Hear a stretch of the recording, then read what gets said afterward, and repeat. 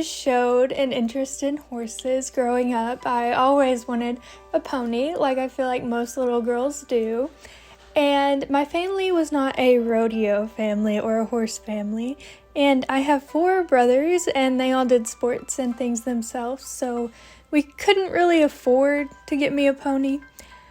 But that didn't make me give up on my dream. I loved horses so much, so for several Halloweens and many fall festivals, I was a cowgirl, complete with a pink shirt, a really crappy cowboy hat, and some party store chaps.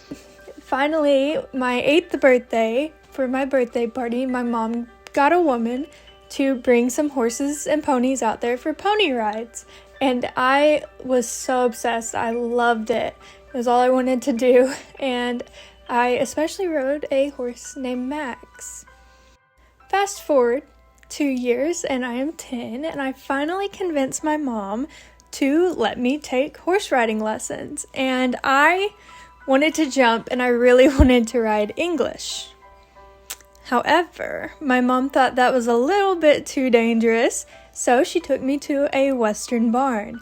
The same barn that provided the pony ride horses, and I started taking lessons. I think I probably took about 1 lesson a week before I really became obsessed and wanted to go a lot. And I rode so many ponies and horses. I rode Dapples,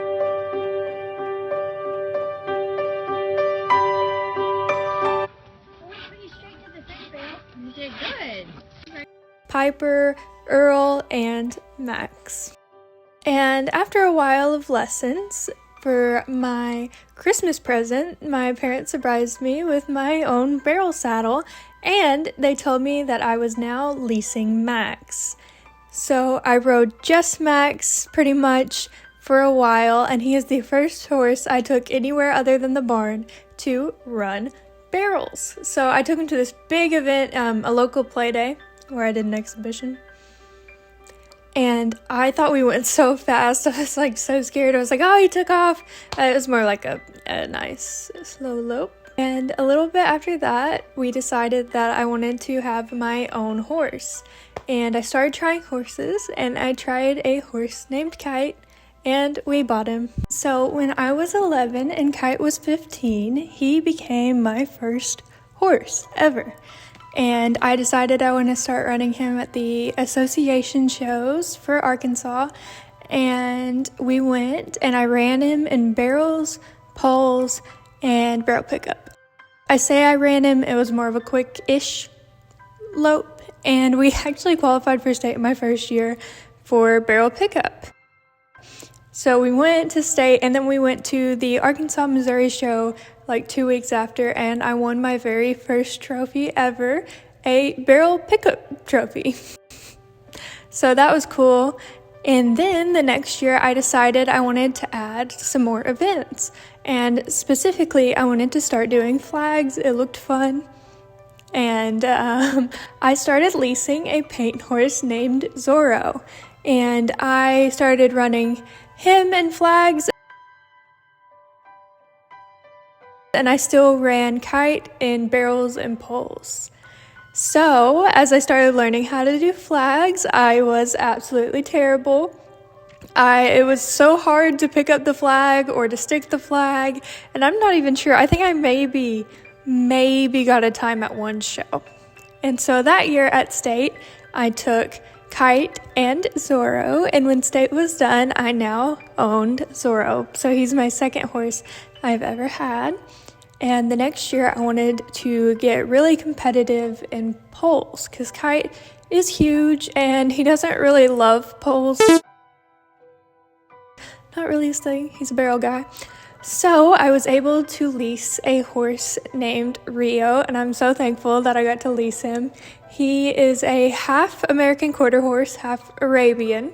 So he's a very funky looking fella, but he taught me a lot. Kite, I mostly used my hands, and Zorro just went where he was supposed to go, didn't really have to do much there. So Rio really taught me how to use my legs and my feet to move a horse and to get the horse through the poles. And it took me a while to get with him, but when it clicked clicked and we started making really good runs.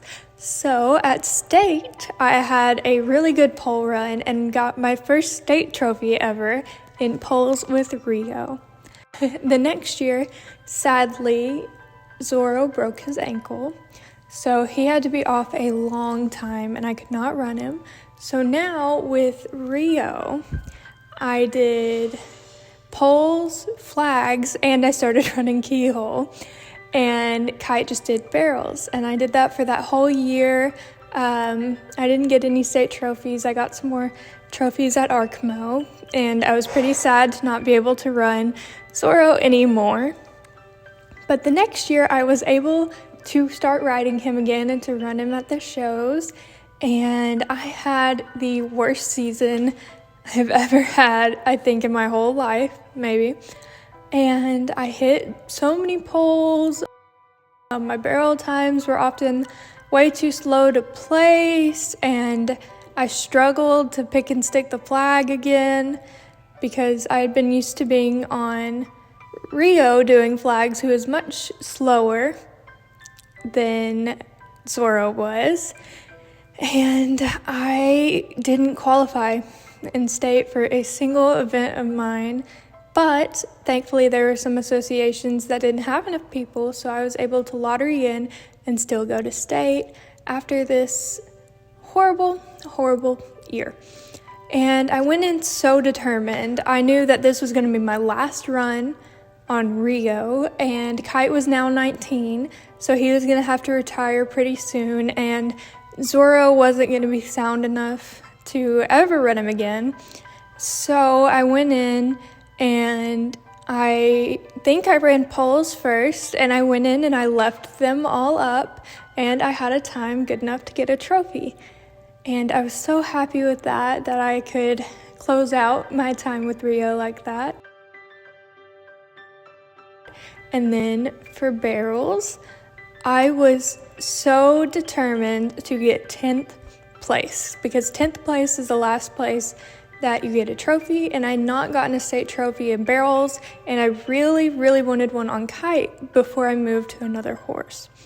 So the whole time I was warming up, I was thinking about that first barrel. It's a pretty difficult first barrel. You have this huge alleyway that's really long, and the second you walk in, your horse gets hit with air conditioning. And if they're not used to that, it gets them pretty excited. And then you go in, and the first barrel is kind of blind and at a weird angle.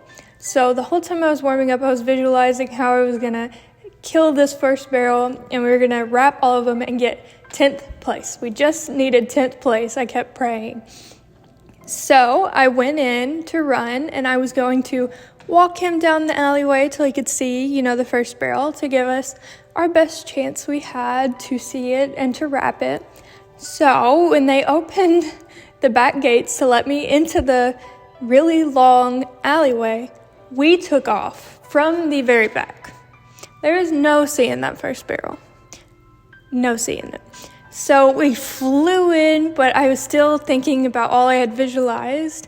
And when we got to that first barrel, I sat down so hard, and he wrapped it, and we had our other two barrels were good too. So the whole time I was coming out, I was like, please, 10th place, please. And we came out, and we ran a 16:099. I think previously my best time in this arena was probably like a 16:8.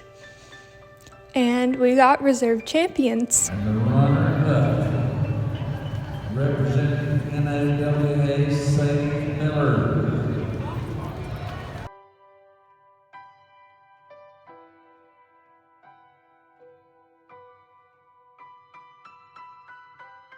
So pretty quick, I just went 10th place, please, turned into, why did I not win? I should have won. So that was pretty funny to me. And then I also got a flag trophy on Zorro 2.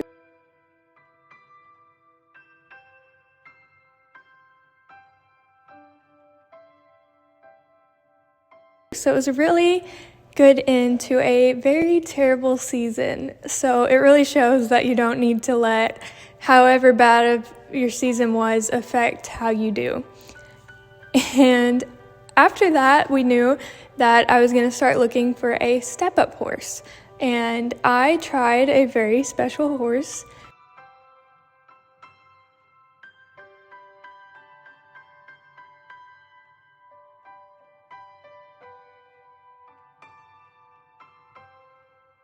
Named Chester.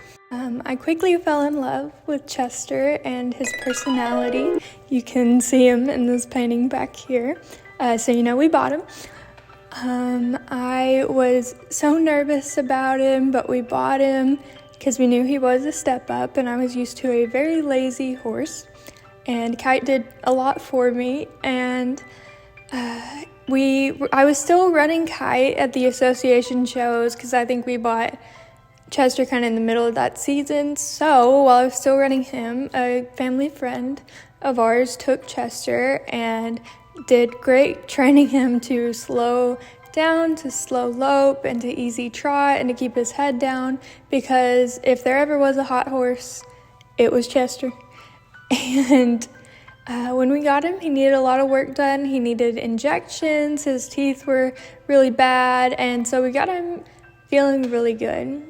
So I started taking him to like every barrel race I could possibly go to, trying to get with him. And I started running at the Arkansas Teenage Rodeo Association rodeos, trying to get with him. We had some okay runs. We had some really terrible runs. I didn't expect to get on and go in because I had never ridden a horse like him. And when we got him feeling really good, we realized that Chester was not one step above Kite. He was probably about 20. So I was really scared of him. I remember at barrel races, I would just trot to warm up because I was too scared to even lope him. You know, it's a good sign for running him. And after a while of having him and having some okay runs, I decided I wanted to go to a qualifier for the Junior World Finals in Las Vegas.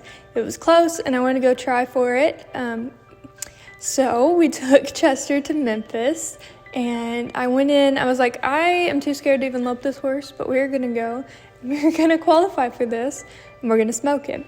So we went in, and our first barrel was good, he was running, and when we got to the second barrel, I came the closest I've ever gotten to falling off. Abs and divine intervention were the only things keeping me on, and Chester helped me. He took a step out knowing, what in the world are you doing, falling off? So he gave me time to get back up, and we went and wrapped the third, and honestly, it was still a pretty good time, and we still got points. So that made me less scared of him. I was like, that was really bad, and I'm okay. And he saved me, so that made me way more comfortable with him. And I did not let this destroy my confidence, and we began running in qualifiers all around the country. In the middle of us trying to qualify for the Junior World Finals, Chester got really, really sick. We got called late, and I showed up to the barn in my pajamas still, and he looked the worst I think I've ever seen a horse look.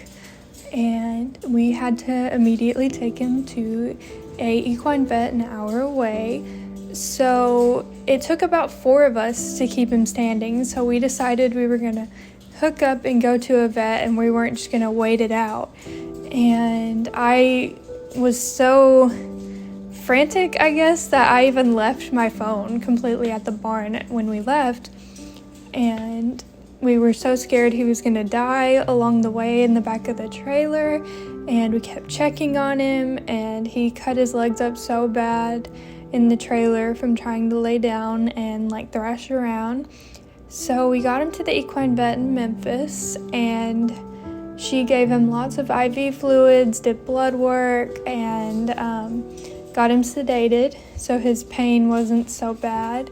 And she said and talked to the vets in Nashville and determined that he was probably going to need surgery. So we loaded him back in the trailer. We let him lay down the whole way, about 4 more hours, maybe a little more.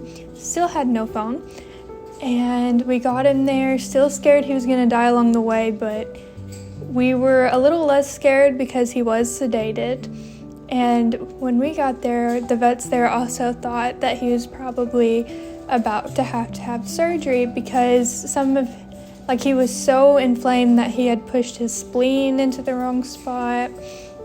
But they gave him some medicine and really worked on him. And finally he turned around and we were safe from him having to have surgery. And he stayed there for several days. We had driven all night to get there. We left late at night, and when we left probably around like 9 or 10 at night, I think. And when we pulled into the hospital in Nashville, the sun was rising. So we went and bought clothes from Walmart because I was still in my pajamas. And Chester had to stay at the equine hospital for a few days, so we ended up going back home. And when he got back, he was a lot better, and then he colicked again. Immediately loaded him up to take him to the vet because we were not about to risk it. And he stayed at the vet again for a few days, and then finally our vet ran an allergy panel, and we learned that Chester was very, very allergic to Bermuda hay. And we thought that Chester had ulcers due to his colicky behavior, so we had been giving him an all-you-can-eat hay buffet. So, we thought we were saving him, we were actually trying to kill him. So after we figured that out, he felt so much better. We moved him to only eating alfalfa, which I'm sure he loved, and now he is doing really good. Right before we went to Las Vegas, I ran a local jackpot series to get some more practice, and me and Chester were the jackpot series champions. After running in qualifiers all across the country, from Wisconsin to Pennsylvania and really everywhere, we qualified for Las Vegas. And along the way of qualifying, I made probably the worst runs I've ever made in my career, and we still made it. So I was so happy, and it really made the year worth it, and getting with Chester and all the hardships we endured, and especially with him getting so sick. So we made the long 2-day haul to Las Vegas, Nevada to run at the Junior World Finals. It was such a long way, but we stayed in such a wonderful facility, and Chester was so comfortable, and I was so nervous. This was the biggest thing I'd ever done. And before this, Arkansas State was the biggest thing I had ever done, which I'm sure to a lot of people seems like such a small thing. And not to mention that we ran on the second story of a convention center, which was really probably like the fifth story because it was so tall, and the ground swayed because the building was made in case there was an earthquake. So you get up and you can see down how high up you are, and the whole building is swaying while you're up there on your horse. So to make it to the short go, the finals of the finals, you have an aggregate time. So they add your times together from your first and second runs, and that determines if you go to the short go. And I went in so nervous for my first run, and my legs were really tense, and he ran pretty far behind the first barrel, and we didn't clock very good. It was still a 14 something, but it was not good enough to place. And I was a little discouraged, especially after such a long haul, but I didn't let it affect me too much. And I came back the second day, and I think we ran a 14.7 the first day, and the second day I ran a 14.1. And somehow my aggregate time was good enough to be in the top 20 and go to the short go.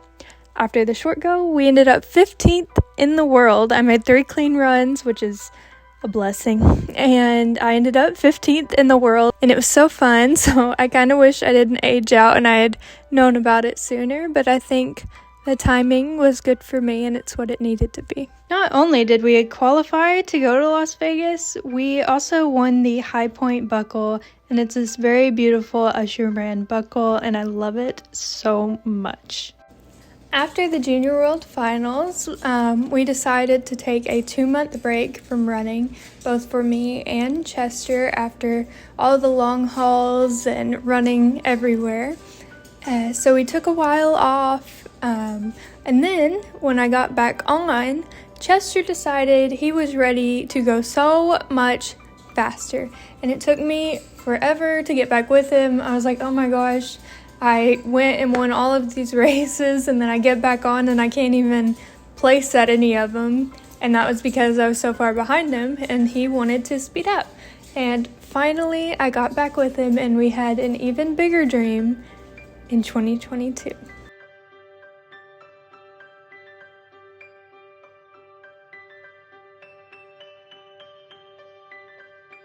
So my bigger dream for 2022 that I mentioned was after I got back with Chester, I decided that I really wanted to go pro.